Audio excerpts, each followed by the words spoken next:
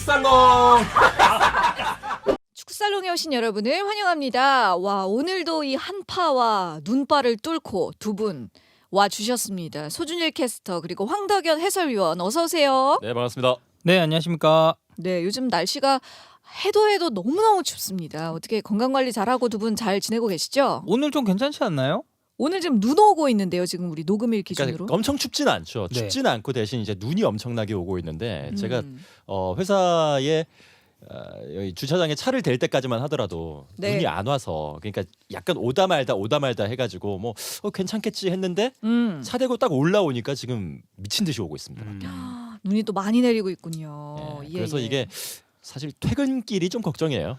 그러게요. 예. 아, 그리고 이제 또 상하면서 또 멀리 가잖아요, 가셔야 되니까. 저는. 예. 음. 뭐 저는 사실 다리 하나만 건너면 집이기 때문에 예. 크게 뭐 문제가 없긴 그 동네 합니다만. 근처에 지금 집 구하고 계시잖아요. 아, 예, 그렇죠. 예. 아. 새우충계가 슬슬 저도 이제 32이기 때문에 힘에 붙일 타이밍이 좀 온 것 같습니다. 예, 지금 언니 오빠들 앞에서 그 나이 얘기하시는 거예요? 아, 뭐 어차피 같이 늙어가는 처지 아니겠습니까? 누나 형 네. 앞에서 예 어쨌든 뭐 회사 근처에 사는 게 참 이렇게 뭐 춥거나 뭐 눈이 많이 오거나 그러니까 출퇴근길이 힘들 때는 정말 이게 장점이더라고요.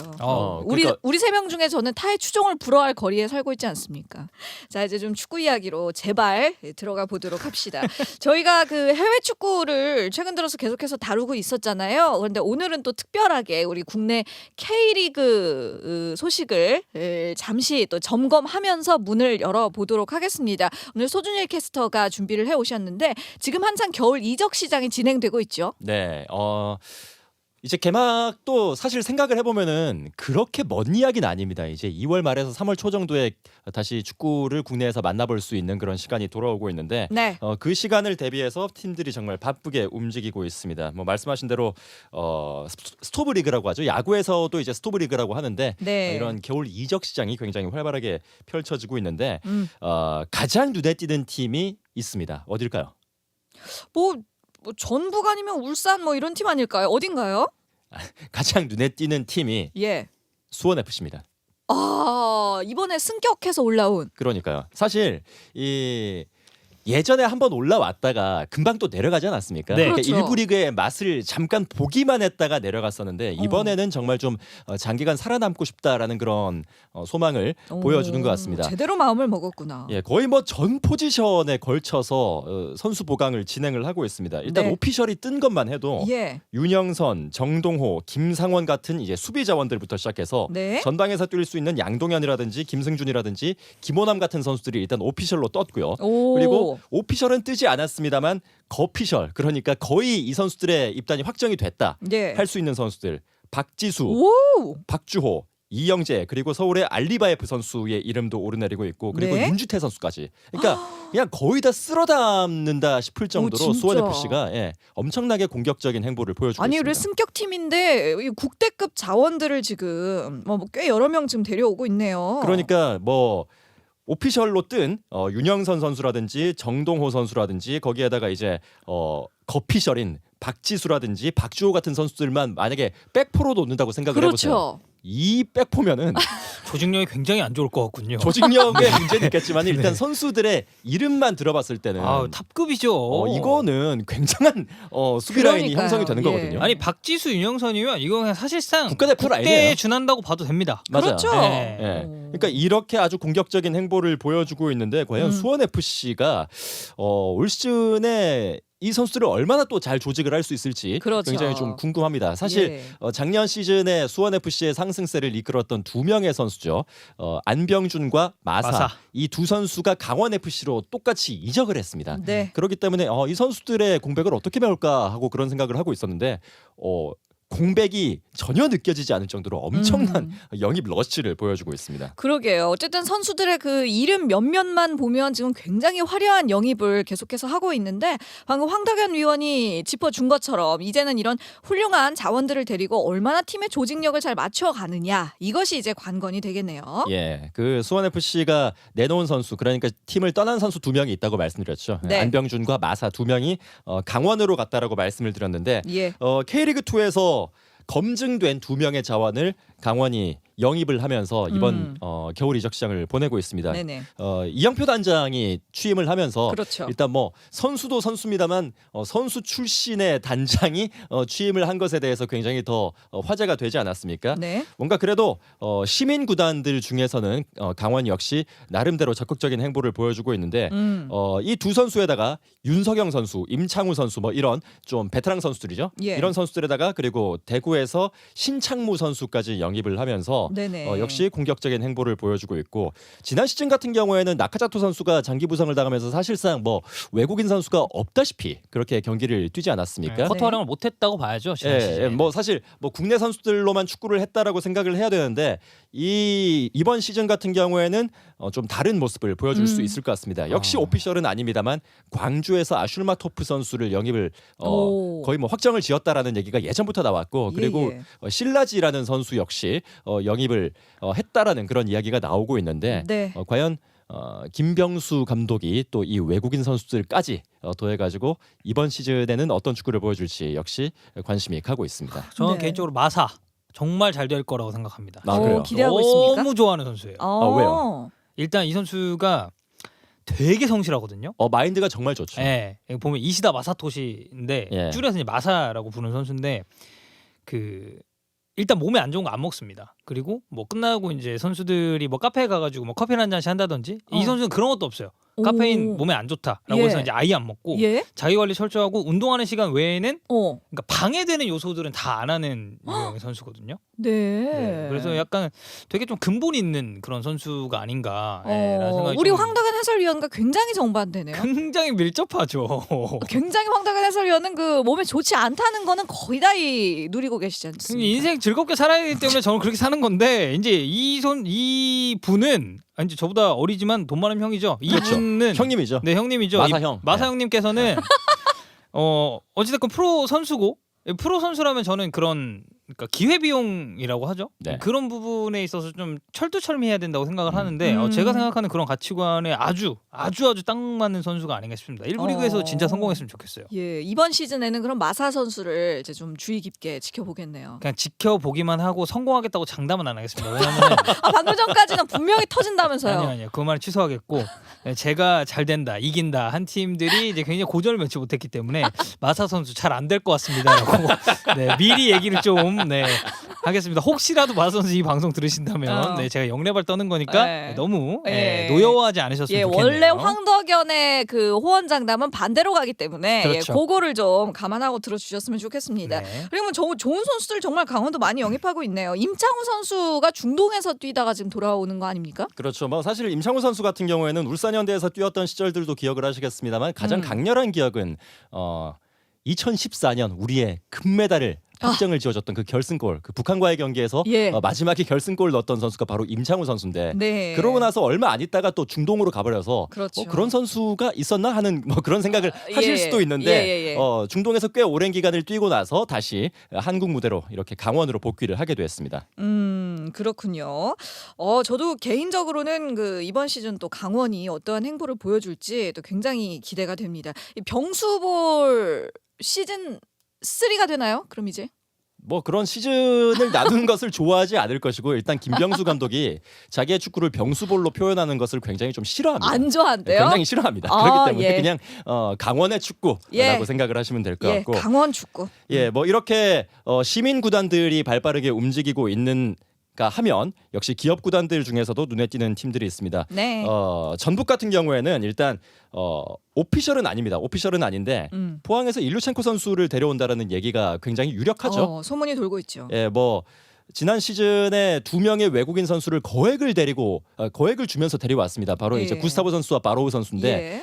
사실 시즌 말미로 갈수록 구스타보 선수가 이 몸값에 비해서 약간 골 결정력이 떨어지는 모습들을 보여주는 그런 장면들이 있었기 때문에 그렇죠. 응원 네. 단장 같은 느낌이죠, 사실. 네, 그 연계도 네. 잘하고 뭐도 잘하고 다 좋은데 정작 골을 잘 못 넣는 그런 네. 모습들이 있었습니다. 네네네. 이 스탯으로 따져보면은 그렇게까지 부진했다라고 얘기하기는 힘든데 특히 중요한 경기들 울산과의 그 시즌 막바지 경기만 생각을 해보더라도 찬스 많이 놓쳤었고 페널티킥도 못 넣고 막 이런 모습들이 있었기 때문에 네. 아마 또 구스타보 선수와는 결별을 하고 일루첸코 선수를 영입을 하지 않을까라는 그런 생각이 듭니다. 다만 이 구스타보 선수 같은 경우에는 데려올 때 투자한 비용이 있기 때문에 그 이적료를 얼마나 좀 회수를 할 수 있을 것인지 이것이 좀 관건이 아닐까 싶은데요. 네. 거기다가 사실 큰 구멍이 하나 생겼습니다. 손준호 선수가 아, 그렇죠. 산동 루너으로 이제 이적이 확정이 됐습니다. 지난 오피셜. 시즌 K리그 1 MVP였던. 네, 오피셜이 떴는데 네. 이 선수의 공백은 역시 포항에서 지난 시즌에 좋은 활약을 펼쳤던 선수죠. 전북에서 임대를 갔던 최용준 선수가 팀에 복귀를 하기 때문에 돌아오는군요. 최용준 선수 플러스 대구에서 영입하는 류재문 선수까지 이 두 명의 선수들에게 약간 좀 기대를 걸어보게 될 것 같습니다. 네. 신영민 선수는 또 울산으로 떠났기 때문에 일단 이 두 선수를 위주로 해서 삼선을 좀 꾸려 나갈 것 같습니다. 네, 그렇군요. 자, 그리고 또 우리 바로 이 녹음하고 있는 이 TBS에서 아주 가까운 경기장을 쓰고 있는 팀이죠. FC 서울. FC 서울은 지금 다음 시즌을 어떻게 준비하고 있나요? 서울은 사실 뭐 그 이적 건수가 그렇게 많지는 않은데 일단 굵직한 오피셜을 하나 터뜨렸습니다. 그래요. 하나 성남에서 나상호 선수를 영입했다라는 그런 오피셜을 터뜨렸고 네. 역시 이것은 구단의 오피셜은 아니고 세르비아 언론 피셜입니다. 팔로세비치 선수가 서울로 이적을 완료했다. 그리고 구체적인 연봉 규모까지도 일단 현지 언론에선 제시가 됐는데 국내에서는 그리고 구단 측에서는 아직까지는 그 컨펌이 확인이 되지 않은 상황입니다. 예. 되게 괜찮은데 팔로세비치 오면 진짜 괜찮을 것 진짜요? 같아요. 아주 괜찮아지죠. 네. 나상호의 팔로세비치면 저 공격 전개가 굉장히 기대해 볼 만한. 이선이 굉장히 탄탄해지는 그런 그렇죠. 효과를 누릴 수가 있을 것 같은데 예. 이렇게 공격적인 행보를 보여주는 팀들이 있는가 하면은 역시 좀 조용한 팀들 내지는 좀 걱정된다 이런 팀들도 있습니다.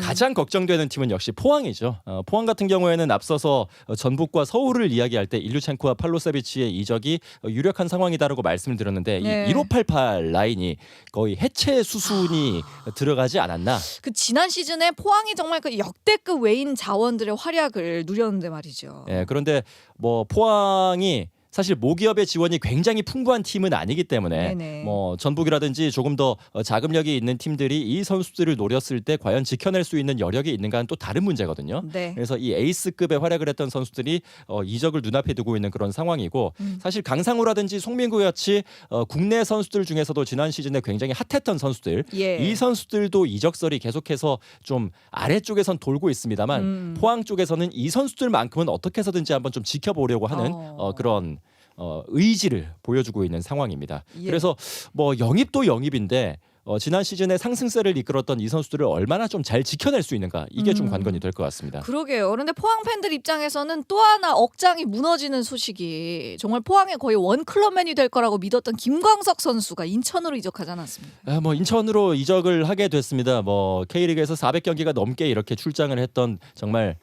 스틸러스의 레전드 같은 선수인데 예. 이 선수가 지난 시즌도 생각을 해보면 굉장히 좀 많은 경기에 나왔단 말이죠. 나와서도 안정적인 활약을 보여줬는데 역시 좀 나이도 있고 하다 보니까 네. 그렇게 이별을 하게 된 것 같습니다. 예. 포항 팬들에게는 굉장히 좀 아쉬운 소식이 되겠습니다만 그래도 김광석 선수가 이제 인천에 가서 또 굉장히 좀 중요한 역할을 해줄 수 있기를 바라겠고 예. 김광석이 떠나니까 강원에서 신광훈이 왔습니다. 신광훈 선수가 굉장히 또 오랜만에 포항에 복귀를 하게 됐는데 올드보이 한 명이 가니까 또 다른 올드보이가 돌아오는 그런 포항의 모습을 확인을 할 수가 있었고 네. 수원 FC가 승격을 한 팀 그리고 시민 구단으로서 굉장히 적극적인 행보를 보여주고 있는 반면 네. 기업 구단으로서 승격을 한 제주 유나이티드 이 팀 같은 경우에는 그렇게 아직까지는 눈에 띄는 행보는 없습니다. 그렇네요. 정조국 코치가 은퇴를 발표를 했죠. 정조국 선수가 은퇴를 발표를 하면서 코치로 제2의 축구 인생을 또 시작을 하게 됐습니다. 네. 이렇게 되면서 최전방의 선수 한 명이 없어지게 됐고 대신에 경남을 거쳐서 중국에서 잠깐 활약을 했던 송주훈 선수만 일단 오피셜이 뜬 상태입니다. 그렇기 때문에 아직까지는 좀 수면 아래에서 좀 조용하게 겨울을 보내고 있는 제주라고 이야기를 해야 되겠고 네. 울산 역시 아직은 좀 조용합니다. 오피셜로는 신영민 선수를 전북에서 영입을 했습니다만 대형 영입은 아직까지는 없는 상황이고 네. 뭐 오각 트레이드 썰이 계속해서 돌고 있는데 이 트레이드가 완성이 된다면 강원에서 김지현 선수를 받을 수가 어허. 있게 되겠죠. 김지현 선수 정도면 또 이 굉장히 또 전력의 어떤 보탬이 되지 않을까요? 일단 전방을 지켜줬던 주니오 선수라든지 네. 비온 존슨 선수와의 그 결별이 거의 확실시가 되는 상황이기 때문에 전방을 책임질 수 있는 선수가 꼭 필요했습니다. 그렇기 예. 때문에 김지현 선수를 낙점을 하고 있는 것이 아닌가 싶은데 음. 그 반면에 주니오라든지 비온 존슨 대신에 간간히 최전방을 책임을 졌던 박정인 선수는 또 이 오각 트레이드가 완성이 된다면 빠지게 되겠습니다. 박정인 네네. 선수는 부산으로 가게 되겠고 어. 이 오각 트레이드를 한번 설명을 해드리자면 그러니까 이거 요즘 그 축구 팬들이 이게 너무 복잡하다 보니까 네. 이거 이해가 안 된다, 어렵다 얘기가 많이 나오더라고요. 어떻게 보면 좀 대단하죠. 진짜. 그러니까 이게 어떻게 이해관계가 이렇게 다 맞아 떨어지는지 그러니까. 모르겠는데 예. 아직은 확정된 사항은 예, 아닙니다. 한번 정리를 해주시죠. 예, 뭐 언론에 의해서 단독 보도 나왔는데 정리를 해드리자면 네. 울산에서는 강원의 김지현 선수를 데려옵니다. 그리고 강원에서는 성남의 김동현 선수를 데려옵니다. 예? 오. 성남에서는 대전의 박용지와 부산의 이규성을 데려옵니다. 어허. 그리고 부산에서는 울산의 박정인을 데려가고요. 어허. 그리고 대전에서 마지막으로 이현식 선수, 강원의 이현식 선수를 데려가게 되겠습니다. 아, 이렇게 돌고 돈다고? 아니 뭐 삼각 트레이드까지는 꽤 들어본 것 같은데 네. 이 오각이라니 참 이게 그러니까 이게 코로나19 사태로 인해서 구단들이 쓸 수 있는 자금의 한계들이 분명히 생기고 있고 네. 그런데 선수 보강은 해야 되고 전력 보강은 분명히 필수적으로 해야 되니까 이렇게 좀 자구책을 마련하고 있는 것이 아닌가라는 생각이 듭니다. 지금 이 쭉 그렇네요. 오각 트레이드를 보면 일단 성남은 베테랑이 좀 필요했던 것 같고 나머지 클럽들은 되게 젊고 유망한 선수들을 데려갔거든요. 네. 특히 박정인 선수 같은 경우는 이때는 제가 김학범호 소속이 아니었을 때긴 한데 아마 재작년 1월 울산 전주훈련 때 올림픽 대표팀 한번 승선한 적이 있었어요. 그때 되게 활약이 좋았다는 그 얘기를 들었던 게 좀 생각이 나고 예. 김동현 선수는 예전에 잠깐 지나가는 말로 그런 말 한 적 있습니다. 자기 나중에 강원에서 뛰고 싶다고. 자기 플레이 스타일이랑 되게 잘 맞을 것 같다라는 얘기를 한번 했었거든요. 그래서 저는 이번에 오각 트레이드 나왔을 때 개인적으로 좀 기대했다고 말하지 않겠습니다. 왜냐면 그러면 동해가 망할 수도 있기 때문에 네. 굉장히 이 연초부터 입조심을 하시는 네네네. 얘 작년에 대인 게 많아서 그렇죠. 네. 김동현 선수는 뭐 그냥 그저 그런 선수로 남길 바라겠고요. 이렇게 말하니까 좀 이상하네. 그래 너무 네. 막말러 같다. 네, 김동현 선수 잘했으면 좋겠고요. 예. 김지현 선수 울산 이 이적도 저는 개인적으로 굉장히 좀 좋게 돌아가지 않았나. 물론 이제 출전 기회를 얼마나 받을지는 모르겠지만 네. 그러니까 주니어와 비온 존슨이 빠지는 만큼 그에 준하는 그리고 그보다 더 좋은 선수들을 또 영입을 분명히 하겠죠. 그렇죠. 사실. 예. 네. 그래서 오각 트레이드가 그래도 나름의 이해관계가 정말 이게 한번 쭉 보니까 잘 맞아떨어져서 이게 성사가 된 게 아닌가라는 생각이 좀 드네요. 네. 그렇네요. 그리고 또 한 가지 이거는 제가 좀 개인적으로 인상 깊게 지켜봤던 소식입니다만 이 K리그의 레전드로 좀 남아주길 바랐던 대안이 결국에 홍콩으로 나간다는 그런 소식을 접했습니다. 뭐 사실 대한 선수가 대구에서 지난 시즌에 괜찮다면 괜찮은 활약을 보여줬는데 그러게요. 아무래도 나이가 있다 보니까 이 선수가 더 이상 K리그에서 K리그 1에서 경쟁력을 갖기에는 좀 무리가 있었다라는 그런 판단이 있었던 것 같습니다. 그래서 네. 홍콩의 명문 구단이죠. 김동진 선수가 과거에 또 뛰기도 네. 했었던 홍콩 키치로 이적이 확정이 됐습니다. 그러면서 K리그 통산 198골을 넣고 있었는데 이제 200골에 2골을 남겨놓은 상황에서 한국 축구와는 뭐 마지막이 될지도 모를 그런 이별을 하게 됐습니다. 그리고 역시 수원에서 지난 시즌 말미에 살아나면서 수원 삼성의 막판 그 상승세를 이끌어줬었던 애덤 타가트 선수가 일본 세레소 오사카로 이적을 했었고 네. 그리고 이용래 선수가 태국에서 오. 다시 한국으로 돌아왔습니다. 반가운 조광래의 이름이네요. 황태자 아닙니까? 절충형 네. 네, 절충형 이용래 선수 이용래 선수가 대구 FC로 복귀를 했는데 역시 또 반가운 얼굴이 한 명 국내 축구에 돌아오게 됐습니다. 예, 뭐 각 팀별로 아직까지는 뭐 오피셜이 난 선수도 있고 그렇지 않은 선수도 있고 또 어떤 그 행보에 아직까지는 좀 그 차이들이 보이긴 합니다만 그래도 그 각 팀들이 지금 보강을 하고 있는 면면을 살펴보자면 다음 시즌 충분히 K리그 팬들이 기대하고 또 이 즐거워하실 만한 그런 또 한 시즌이 되지 않을까라는 생각이 드네요. 다음 예. 소식은 어떤 내용인가요? K리그에 이어서 이제 해외로 눈을 한번 돌려볼 순서인데 역시 네. 눈에 띄는 좀 이슈거리들이 있었습니다. 네. 가장 저희의 눈, 그 황덕현 해설위원과 저의 눈을 사로잡았던 그 이슈가 하나가 있는데 바로 옆 나라죠. 일본에서 정말 대단한 선수입니다. 이 미우라 카즈요시 선수가 다시 한번 1년 계약을 연장을 해가지고 44살 54살에도 54세의 나이에도 리그를 소화를 하게 됐다. 그것도 일부 리그를 소화를 하게 됐다라는 소식이 54살이요? 예, 전해졌습니다. 리액션이 엄청 찰지시네요. 그러니까. 네. 아니 뭐 요 정도는 돼야 또. 아니, 네. 대본 이- 봤잖아요. 근데 뭐 그렇게 놀래요? 아니요, 저 지금 오늘은 더 이 리액션을 위해서 일부러 예독을 안 했습니다. 일부러 안 했다고요? 예. 항상 안 보잖아요. 아니, 와 이 사람 큰일 날 소리 하시네. 보내줘도 안 봐 이 사람은. 야 보거든요. 아, 그래요? 저기요. 네. 아 이 오빠야, 저 보거든요. 아 그래요. 예. 미우라 선수가 다시 한번 계약 연장을 발표를 하게 돼서 일부 리그에서 뛰는 전 세계 최고령 선수 타이틀을 이어나가게 됐습니다. 과거에 2017년에 더스파 구사스 군마전에서 골을 기록을 하면서 과거에 또 잉글랜드의 레전드죠. 스탠리 매튜스의 프로 선수 최고령 득점 기록을 경신을 했던 바가 있는데 네. 이 선수가 또 출장을 하게 되면서 기록을 써내려 가게 됐습니다. 미우라 선수의 나이를 보면은 1967년 2월 26일생입니다. 웬일이야? 우리 그러니까- 아빠보다 6살 어려. 저희 아버지보다 6살 어리시네요. 네, 시즌 개막하면은 만 54세가 되고요. 축구인들로 비교를 해보자면 로베르토 바죠. 그리고 위르겐 클롭 감독과 동갑이고 허허. 황선홍 감독, 홍명보 감독보다는 각각 1살과 2살이 많습니다. 예. 그리고 작년에 은퇴를 했던 이동국 선수와는 띠동갑입니다. 그렇구나. 1986년에 브라질의 산투스에서 프로 커리어를 시작을 했는데 86년에 태어나셨습니까? 안 태어났죠. 저는 아직 아빠 쪽에 있을 때군요. 저도 네. 그렇네요. 네. 예, 그렇죠. 산투스에서 프로 생활을 시작을 해서 35년째 이제 프로 생활을 이어나가게 됐습니다. 지난 시즌 같은 경우에는 J리그에서 4경기를 남았고 그리고 모든 대회 토탈에서 6경기에 나와서 골은 없었던 상황인데요. 이 선수의 기록을 찾아보다가 이제 문득 궁금해졌습니다. 그렇다면은 전 세계 최고령 프로 선수 기록은 누가 갖고 있을까? 그러게요. 작년에 또 기록이 깨졌습니다. 이집트의 에젤딘 바하데르라는 선수입니다. 선수라고 해야 될지 어르신이라고 해야 될지 모르겠는데 74세 125일의 기록을 남겼습니다. 세상에, 작년 마땅히. 10월 6일 이집트 3부 리그 엘 아야트 스포츠 클럽에서 경기에 출정을 했는데 심지어 풀타임이었고 심지어 필드 플레이였습니다. 그러다 보니까 이 어르신께서 경기를 소화를 하시면서 기네스에서 세계 최고 기록이다 인증을 했군요. 인증을 해줬습니다.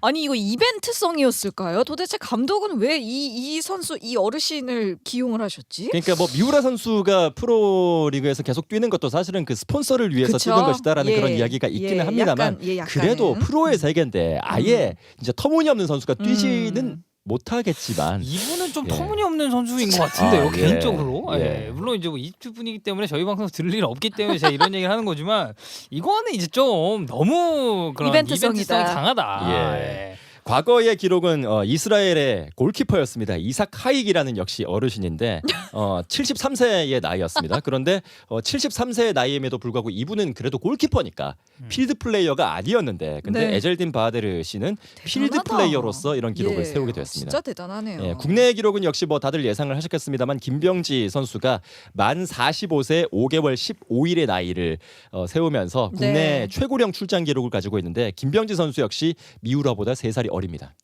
그러네. 네. 생각해 보니까 그러니까 같은 세대지만 어쨌든 나이는 미우라가 더 형이에요. 예, 그러네요. 그러니까 미우라 선수가 참 이 기록을 이어나가는 것에 대해서 여러 가지 시선이 있긴 합니다만 네네. 뭐가 됐든 정말 대단한 기록인 것 같습니다. 그러니까요. 오늘 소진일 캐스터가 가져오신 소식들 정말 알차고 정말 재밌네요. 네. 예, 아. 황덕현 해설위원 좀 긴장하셔야 될 것 딴 같은데 땐 별로였다는 얘기인가요? 또 이런 식으로 모함을 네네네. 예 덧붙이고 싶은 내용 있으신가요? 하나 더 있습니다. 예. 저희가 그 계속해서 언급을 했던 팀이죠. 독일의 샬케. 아, 샬케가 드디어 리그 무승 기록 끊었습니다. 기록이 끊겼어요. 작년 1월부터 시작됐던 그 기록이 거의 1년 만에 깨지게 네. 됐습니다. 기록이 끊겼다고 하니까 뭔가 좋은 기록이 끊긴 것 같은 그러니까. 느낌이 있어서 사슬을 끊었습니다. 예. 예. 기록을 그냥 깨 부셨죠. 예, 네. 시원하게 깨부셨습니다. 네. 독일 분데스리가의 기록이었던 타스마니아 베를린 그리고 21세기 유럽 주요 클럽 주요 리그 중에서 이제 클럽의 기록이었던 더비 카운티의 그 엄청난 불명예스러운 기록을 향해서 달려가던 샬케가 네. 30경기 무승 행진 끝에 이제 31경기 만에 승리를 거두게 됐습니다. 현재 시각 1월 9일이었습니다. 호펜하임과의 홈 경기에서 무려 4대 0으로 대승을 거뒀습니다. 이 네. 호펜하임이 만만치가 않은 팀인데 이렇게 대승을 거두리라고는 사실 저는 생각을 못했는데 시원하게 뭐 황덕현 해설위원의 표현대로 꽤 부수었습니다. 네. 올 시즌 개막 15경기 만에 첫 승을 거두게 되면서 1승 4무 10패. 승점 이제 7점이 됐는데 네. 그래도 최하위 18위에서 17위로 순위가 한 계단 상승을 하게 됐습니다. 한 단계 마인츠를 순위도 제치면서 올라가고. 한 계단 올라가게 됐는데 예. 그 위에 있는 팀들이 이제 쾰른 그리고 빌레펠트입니다. 쾰른이 11점으로 4점이 더 많습니다. 그리고 강등권 탈출을 위한 마지노선 15위 빌레펠트와는 아직까지 승점 6점 차이가 나거든요. 네. 얼마 안 나네요. 근데 그러니까 생각보다. 네, 물론 갈 길이 멀긴 합니다만 네. 샬케가 가지고 있는 기본적인 그 기대치가 있잖아요. 우리가. 두 경기 차이라면 네. 이것은 사실 뭐 한두 경기만 해도 쑥쑥 바뀔 수가 또 있는 거기 때문에. 그러니까요. 네. 특히나 뭐 이제 후반기로 접어들면서 쾰른이라든지 빌레펠트와는 또 맞대결을 기다리고 있기 때문에 이 승점 6점짜리 경기에서 승리를 거두게 된다면은 샬케의 그 미션 임파서블도 파서블로 바뀔 수 있는 그런 상황이 만들어질 수도 있지 않을까라는 생각이 듭니다. 그렇군요. 어쨌든 이 샬케 우리가 그 지난 그 몇 주에 걸쳐서 이렇게 언급을 해 주셨던 팀인데 샬케의 사슬이 결국은 그 30경기, 30고리까지만 이어지고 이제 부서지게 되었다. 그리고 호펜하임이 바로 그 재물이 예. 되었군요. 무려 그 해트트릭을 기록을 한 선수가 매튜 호페라는 굉장히 어린 선수죠. 미국 국적의 선수인데 네. HOPPE 그러니까 그냥 영단어로 생각하면 호프죠. 희망. 그러니까 이제 그 외국 언론들에서는 호페 선수가 샬케에 희망이- 호프 희망을 줬다. 뭐 이런 보도들이 많이 나왔습니다. 네, 요새 미국 친구들이 참 잘하죠. 잘 잘해요. 나가는 네. 친구들이 많아요. 그러니까요. 네. 이 미국 예. 축구가 그 메이저리그 사커도 점점 더 규모가 커지고 있고 인기도도 높아지고 있는데 시간 좀 지나면 미국 축구도 굉장히 무서워질 것 같습니다. 네, 맞습니다. 네. 자, 뭐 우리나라건 해외건 정말 이 축구는 한편의 드라마 같은 에피소드들을 계속해서 써내려가고 있다. 네, 그 미국 이런 생각이 축구에 드네요. 또 한 명 우리 국내 선수가 진출을 했습니다. 김문환 선수. 아, 맞아요. 축하드립니다. 네, LAFC로 이적을 했는데 사실 예. LAFC가 지난 시즌부터 그 한국인 선수 중에서 좀 영입할 만한 선수가 있나 하고 좀 알아봤었거든요. 네. 좀 적극적으로 알아봤었습니다. 왜냐하면 그 LA에 그 교민 시장도 있고 하다 보니까 거의 제일 크죠 미국에서. 그 예. 이민자들의 팀입니다. 사실 LAFC가 멕시코 그 히스패닉계를 주축으로 해서 이렇게 좀 팬덤이 형성이 돼 있는데 예. 한국 그 팬덤까지도 확정을 좀 흡수를 할 수 있다면 굉장히 좀 국제적인 클럽으로 그렇죠. 거듭날 수 있기 때문에 어. 좀 여러 선수 살펴보다가 예, 이제 예. 김문환 선수로 낙점을 예, 지었습니다. 저도 그 뉴스 보도된 걸 봤는데 뭐 유니폼이 굉장히 멋있더라고요. 그건 정말 예. 좀 그 원기옥을 모아서 만든 거기 때문에 LAFC는 좀 이전부터 굉장히 좀 그렇게 기존의 구단들이 보여주지 않았던 행보들, 뭐 마케팅 부분에서도 좀 본받을 만한 측면들이 굉장히 많고요. 네. 좀 깨어 있는 구단, 좀 선진적인 구단이라는 이미지가 있는데 예. 모쪼록 김문환 선수도 좋은 활약을 펼쳐줬으면 좋겠습니다. 네, 김문환 선수가 저 아무쪼록 정말 LA에서 날아다녔으면 좋겠네요. 기대해 보겠고요. 자, 황덕현 해설위원의 추천곡 들으면서 잠시 쉬어가도록 하겠습니다. 오늘 어떤 노래 가져오셨어요? 네, 올타임 로우라는 가수 걸 또 들고 왔는데 이 노래 제목이 그 나홀로 집에 보셨나요? 봤죠? 나홀로 집에 1, 2에서 굉장히 중요한 대사로 나옵니다. 뭔가요? 그 이제 발음 잘해주세요. 번역하자면 아니요, 그냥 번역본을 읽겠습니다. 네. 잔도는 필요 없어 이 더러운 짐승아라는 노래입니다. 감정이 약간 실었는데 아니 그런 거 저한테 아니에요. 하신 말씀이세요? 아니. 지금 그 옷에 짐승 2마리가 그려져 있거든요. 그 예. 여우죠, 저거 여우. 네네네네. 저 짐승 2마리를 보면서 그 얘기를 한 게 아니에요. 네네네. 왜 제 불쌍하고 소중한 여우들한테 왜 짐승이라고 하고 아니 난리세요? 이제 그런 건 아니고 어쨌든 뭐 이제 좀 그런 노래입니다. 네, 그런 노래고. 그래서 영어로 하자면 제목이 영어로 하자면 Keep the Change. 그러니까 잔돈 가지란 얘기죠. 어허. 그리고 You Filthy Animal이라는 노래입니다. You filthy animal. 네. 오호. 그 나홀로 집에 보시면 그 케빈이 이제 그 맥컬리 컬킨이 그 개명을 했죠 참. 맥컬리 컬킨인가? 이걸로 개명했잖아요. 맞죠. 되게 목에 컬킨 막 네, 걸려요 막. 아마 그렇게 개명을 했을 건데 아무튼 맥컬리 컬킨이 이제 그 이제 도둑들을 쫓아내는 과정에서 이제 그 영화 대사를 이렇게 영화를 틀죠. 거기서 예. 이제 마지막 대사로 나오는 그건데 노래 굉장히 신나고 좋습니다. 한번 들어보시죠. 예, 알겠습니다. Keep the change, you filthy animal. 올타임 로우의 노래 듣고 돌아오겠습니다.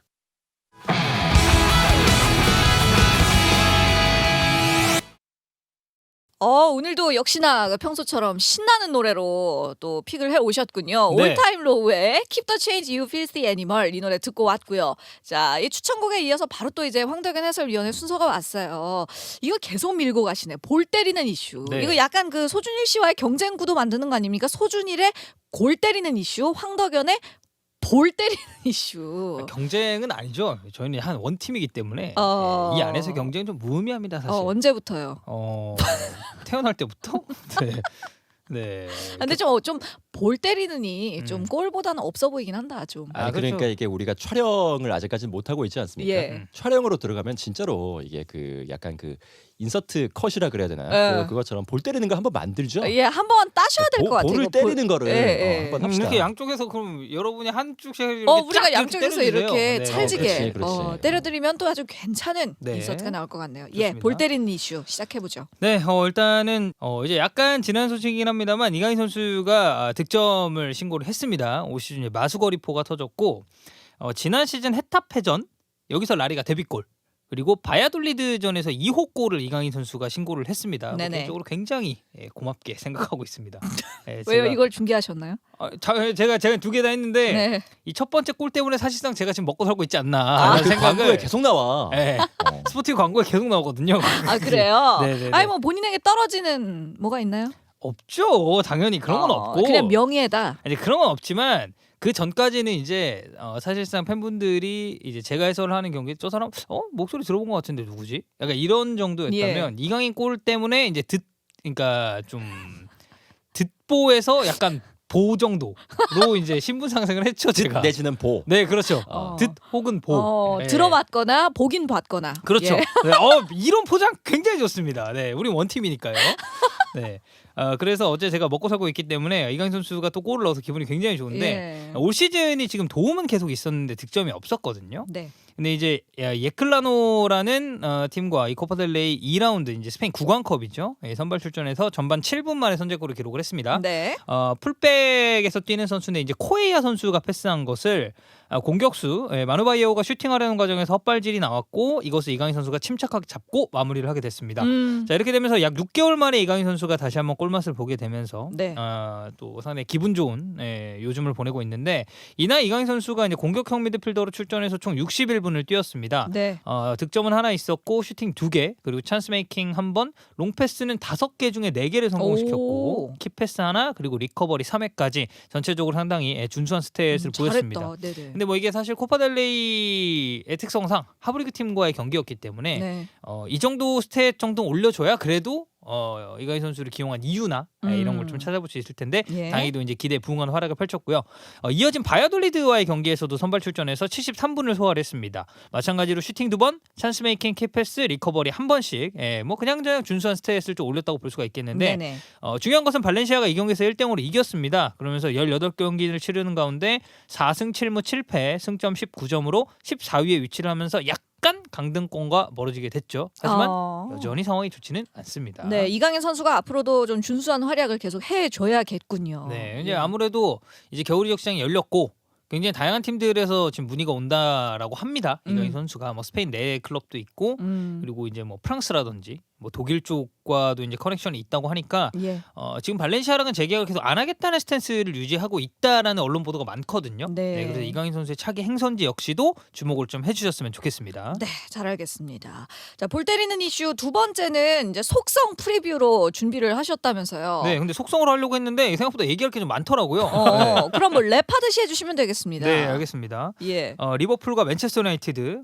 요 경기를 이제 주목해 보면 좋겠다 이 말이죠. 그렇죠. 예. 이번 주말 월요일이라서 시간대가 조금 그렇긴 합니다만 네. 이 경기만큼은 특히나 올 시즌은 꼭 챙겨 보셨으면 좋겠다라는 놓치지 말자. 생각입니다. 네. 통산 205번째 맞대결입니다. 이 두 팀 간의 더비가 이제 노스웨스트 더비라고 하는데 네. 지리적으로 상당히 가까운 곳에 위치를 또 서로 하고 있기 때문에 그리고 역사적으로도 항상 라이벌 구도를 형성을 해왔었고 북서쪽에 있구나. 노스웨스트라고 하니까. 네 그렇죠. 예. 그리고 이 두 팀이 지금 프리미어리그를 개편한 이후 그리고 이전을 다 통틀었을 때 1부 리그 통산 우승 횟수가 동률입니다. 네 그렇기 때문에 올 시즌이 조금 더 주목되는 것 같고 현재까지 홈팀 리버풀이 67번 그리고 맨유가 80번 그리고 무승부는 총 57회가 나왔습니다. 네. 맨유가 이제 약간 좀 앞선 기록을 보이고 있는데 굉장히 역사가 깊은 더비입니다. 이 양 팀이 1893년 1894 시즌 정말 역사적이네요. 네 이때 이제 조선 시대죠. 그 고종 임금 계셨을 네. 때 아닙니까? 대한제국인가요 이때가? 그 전 아니에요? 그러니까 뭐 아무튼 그쯤이에요. 네, 조선 네. 말에서 대한제국 이때 네. 이때 이 친구들은 이제 축구를 하고 있었던 거죠. 우리는 이제 나라의 그 흥망성쇠를 걱정하고 있을 때 이제 축구를 하고 있었던 건데. 여유롭다. 예. 네. 풋볼리그 테스트 매치에서 처음 만났습니다. 당시에는 리버풀이 2대0으로 승리를 거뒀었고 참고로 이때는 맨유가 이제 맨체스터 유나이티드라는 팀명이 아니라 뉴트니스라는 팀명을 사용을 하던 완전 시절이었어요. 다르네요, 이름이. 예. 네. 색깔도 달라요. 네. 이 팀은 그때는- 초록색 썼습니다. 맞아요, 초록색. 음. 그래서 가끔 맨유 경기 보시다 보면 머플러를 초록색, 노란색 섞여 있는 거 메고 있는 팬분들이 있어요. 내가 어. 진짜야, 내가 진짜 근본이야라는 것을 오. 뽐내기 위한 아이템. 맞습니다. 오. 네, 딱 저는 저 스탠스라고 보거든요. 네, 개인적으로 별로 좋아하지 않습니다. 그런 스탠스. 그 노랑 초록 머플러를 메고 계신 분들이 있는데 그게 이제 예전에 뉴트니스에서 이제 출발했다고 보시면 될 것 같고 가장 양 팀에서 이 큰 점수 차로 끝난 경기는 이거 마찬가지로 1895년 10월 12일 2부 리그에서 만났을 때 리버풀이 7대1로 승리를 거둔 바가 있습니다. 대승을 했네요. 예. 네. 그리고 간략하게만 살펴보면 이 노스웨트 더비의 최다 출장자는 맨체스터 유나이티드 전 선수였던 라이언 긱스가 총 48차례 출장을 했고요. 네. 최다 득점자는 스티븐 제라드, 조지 월 그리고 샌디 텀블이라는 선수들이 각각 9골씩을 기록을 했습니다. 네. 어쨌든 이 선수들이 있었고 양 팀의 상황을 좀 간단하게 체크를 해보겠습니다. 리버풀이 지금 부상자가 굉장히 많습니다. 자, 일단은 이적을 하고 이제 영입을 했지만 이 선수는 사실상 없는 선수라고 취급해야 되는 풀백 치미카스. 그리고 이적 직후에 상당히 좋은 폼을 보여줬습니다만 지금은 이탈해 있는 지오구 조타. 여기에 센터백 2명이죠. 조고메스와 반다이크. 이 4명의 선수가 지금 무릎 부상으로 빠져 있는 상태고 완벽한 영입 실패작. 나비 케이타가 근육 부상으로 그리고 마팁 역시도 사타구니 부상으로 빠져 있는 상황입니다. 마팁은 건강한 때를 참 보기가 힘들어요. 맞아요. 마팁은 항상 아파요. 괜찮을 법하면 다시 아프고. 유리몸이구나. 네, 지금 여기서 중요한 건 조고메스, 반다이크, 마팁 이 3명의 포지션이 센터백이라는 데 그렇죠. 있거든요. 리버풀이 올 시즌 앞두고 데안 로브렌이라는 선수를 제니트로 이적을 시켰습니다. 그렇기 때문에 센터백이 사실상 이제 전부 센터백이 없다고 봐야 돼요. 유스 선수들을 제외하면은. 네. 그렇기 때문에 지금 이 부상이 상당히 좀 걱정이 되고 리버풀 리버풀이지만 맨유도 마찬가지로 부상 병동입니다. 아 근데 그 전에 네. 저 이 선수 지오구 좋다 선수요. 네. 아, 남의 이름 갖고 이러면 안 되지만 네. 약간 성이 지시고 이름이 오구 좋다인가요? 아니 그럼 오구 좋다 하면은 무릎도 좋아야지. 그렇죠. 네. 무릎은 근데 안 좋다. 이제 오고가 안 좋다가 이제 되겠는데 예전에 이제 미안합니다. 스포티비에서 그 이제 중계 중에 저랑 이제 좀 친한 형이었는데 지금 이제 또 타방송사로 이적을 해서 열심히 또 활약하고 계시는 그 김진웅 아나운서가 이 지오구 조타가 골을 넣었을 때 좋다 아이고 좋다라고 네 콜을 한 적이 있었죠. 사실 뭐 제가 그런 거 굉장히 안 좋아하지 않습니까? 그렇죠. 네. 제가 가장 안 좋아하는 코멘터리 중에 하나가 그런 거. 예. 네. 그래도 소준이 캐스터도 언젠가 오구 좋다 이걸 한번 외치시기를. 네. 예. 안 합니다. 저는. 알겠습니다. 눈에 흙이 들어와도 안 합니다. 그런 멘트는. 제가 볼 때 진짜로 흙을 뿌리면 할 것 같긴 한데 네. 아마 다음 생 정도에 가능하지 않을까. 다다음 네. 생이라든가. 네. 페이를 더블로 주면 합니다. 돈 앞에 장사 없죠. 그렇죠. 나를 지금 돈으로 사려는 겐가? 라고 말하기엔 너무 거절하기 힘든 돈이었다라는 말도 있지 그렇죠. 않습니까? 얼마입니까? 라고 물어봐야지. 뭐 예를 들어서 회당 300 드릴 테니까 할게요 라고 하면 아이고 좋다. 바로 나오죠. 이렇게. 네. 웃겨 죽겠어. 예. 아무튼 메뉴는 또 어떻다고요? 네. 맨체스터 유나이티드도 부상자가 많은데 일단 센터백 뭐 듀오라고 하기는 둘이 같이 뛴 시간이 거의 없기 때문에 어쨌든 에릭 바이 등과 목 쪽에 부상이 있고 린델레프 역시도 지금 등 쪽에 부상이 있습니다. 근데 다행인 건 이 두 선수는 리버풀전에서 복귀가 유력한 상황이다라는 점이고. 아니 이 팀 메뉴는 뭐 감독이 뭐 선수들 등짝을 계속 때리나요? 왜 이렇게 등 부상이 많아요? 그 이제 솔차르 감독이 예. 자세히 보시면 주먹이 굉장히 큽니다. 그래서 이제 별명이 있죠. 노얼주라고 노르웨이 얼음 주먹이라는 별명이 있습니다. 네, 그래서 약간 좀 그런 여파가 있지 않나 알겠습니다. 생각이 좀 들고. 예. 그리고 폴 포그바 선수와 루크쇼 선수도 지금 이탈해 있는 상황인데다가 마르코스 로호는 뭐 언급하지 않겠습니다. 뭐 큰 의미가 없죠. 굳이 뭐. 네, 큰 의미가 없습니다. 네, 그리고 필 존스 선수는 뭐 아직까지 무릎 부상에서 회복을 못했고 이제 맨유의 유스 출신 중에 하나죠. 펠리스트리 선수는 지금 코로나 바이러스 때문에 전력에서 빠져 있는 상황입니다. 네. 양 팀 모두가 좀 부상자가 많은 상황이다라고 봐주시면 될 것 같고 리버풀은 웨스트로미치와 뉴캐슬을 상대로 무승부 그리고 사우스햄튼을 상대로 패배를 하면서 리그 3연속 무승 중입니다. 아스톤빌라와의 FA컵 경기에서 저는 사실 이제 23세 이하 선수들을 좀 위주로 돌리면서 체력 안배를 할 줄 알았는데 예상외로 마네와 살라 같은 주전 선수들이 나오면서 승리를 챙겼죠. 이 최근에 우측 풀백 정말 뭐 월드 클래스 풀백이라고 할 수 있는 아놀드 선수가 이제 폼이 약간 떨어졌고 공격진에서도 방점을 찍는데 번번이 실패를 하면서 득점 자체가 상당히 줄어들었거든요. 리버풀이 네. 이런 부분이 좀 걱정되는 부분이다라고 생각을 해주시면 될 것 같습니다. 네. 리버풀에 비하면 기세적인 측면에서는 맨체스터 유나이티드가 상당히 괜찮은데 맨유가 지금 프리미어리그 10경기 무패입니다. 오. 그리고 맨시티와 리그컵에서 패하기 전까지 공식전 7경기 무패를 기록을 했고요. 오호. 부상자는 많지만 대체할 수 있는 자원이 대부분 존재한다라고 이제 짚고 넘어갈 수가 있겠고 예.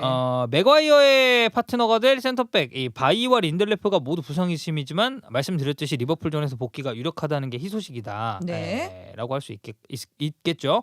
그리고 이제 나머지 자원들은 지금 당장 주전이라고 보기에는 어려운 선수들이기 때문에 부상자 명단에서는 리버풀보다는 맨유가 낫다. 라고 봐주시면 감사하겠습니다. 네, 그나마 낫다. 네. 예. 자, 그리고 마지막 체크할 포인트는 지금 양 팀이 승점 33점으로 동률입니다. 근데 맨유가 한 경기를 덜 치렀어요. 이 경기에서 뭐 무승부나 아니 맨유가 이기는 상황이 나온다면 무승부가 나오면 순위가 그대로 유지되겠지만 그리고 네. 이게 지금 저희가 방송이 주말을 앞둔 새벽에 나가지 않습니까? 아, 그렇죠. 토요일로 넘어가고 네. 있는 새벽. 그런데 예. 그러니까 방송이 나가기 전에 맨유가 한 경기를 더 합니다. 네, 그래요? 주중 경기가 주중 경기가 한 경기가 있기 오. 때문에 이 경기에서 승점 한 점이라도 쌓게 된다면 맨유가 리그 1위로 올라가게 됩니다. 그렇죠. 근데 네. 상대가 아. 벌리기 때문에 예. 승점을 쌓을 가능성이 좀 높지 않나? 어. 네, 그런 생각이 굉장히 드네요. 좀 이제 빡세게 축구하는 팀이긴 한데 네. 맨유 기세가 워낙에 좋기 그러니까요. 때문에 그래서 이제 맨유가 지금은 33점으로 동률이지만 그 경기가 끝나고 나면 어떻게 될지 뭐 여러분들은 이 방송을 들으실 때 결과를 다 알고 이제 보고 계시겠지만요. 이번 경기가 올 시즌 프리미어리그 우승 싸움의 분수령이 될 수 있다는 얘기가 많은데 프리미어리그 최근 시즌들을 쭉 돌아봤을 때 그러니까 반환점이라고 하죠. 새해가 되기 전에 1위를 차지했던 팀이 그 시즌 우승을 하는 게 대부분이었습니다. 근데 오. 이 징크스를 깬 팀이 한 팀 있죠. 어디다? 리버풀이다. 근데 지금 공교롭게도 리버풀이 1위고 맨유가 2위예요. 리버풀이 0809 시즌, 1314 시즌 그리고 1819 시즌에 반환점을 돌 때까지만 해도 1위였으나 이 세 번 모두 미끄러지면서 우승을 놓친 바가 있어요. 나머지는 최근 기록들을 봤을 때는 모두 1위 팀이 그대로 우승을 했습니다. 네. 근데 올 시즌도 리버풀이 지금 이제 뭐 물론 리버풀이 작년에 그 징크스를 깨긴 했어요. 본인들이. 19-20 시즌에 어쨌든 우승 트로피를 들어 올렸기 때문에. 네. 근데 이제 맨유가 또 올 시즌 기세가 좋기 때문에 상당히 기대를 해볼 수가 있겠고 참고로 이 두 팀은 올 시즌 FA컵 32강에서 다시 한번 맞대결이 확정이 됐습니다. 그러니까 앞으로 뭐 맞붙을 일들이 뭐 몇 번 남아 있네요. 맞습니다. 예, 황덕현 해설위원이 간곡히 요청했듯이 축구 팬이라면 꼭 놓치지 마시고 올 시즌만큼은 리버풀과 맨유의 경기는 꼭꼭꼭 챙겨봐 주시기를 바랍니다. 자, 오늘도 두 분 알차고 유익한 축구 소식들 가득 가져다 주셔서 정말 감사드리고요. 수고하셨고요. 끝곡으로 이제 소준일 캐스터의 추천곡 띄워드리면서 이제 저희 물러가야겠는데 어떤 노래 들어볼까요? 네, 페라모어의 Brick by Boring Brick라는 노래입니다. 발음 나이스했어요. 아, 예, 그래요? 예. 자, 이 노래 들으면서 인사드리겠고요. 지금 우리는 새벽을 달리고 또 오늘 방송도 마무리하도록 하겠습니다. 자, 두 분 함께 인사 나눌까요? 이번 주도 해외 축구, 다음 주도 축구 살롱!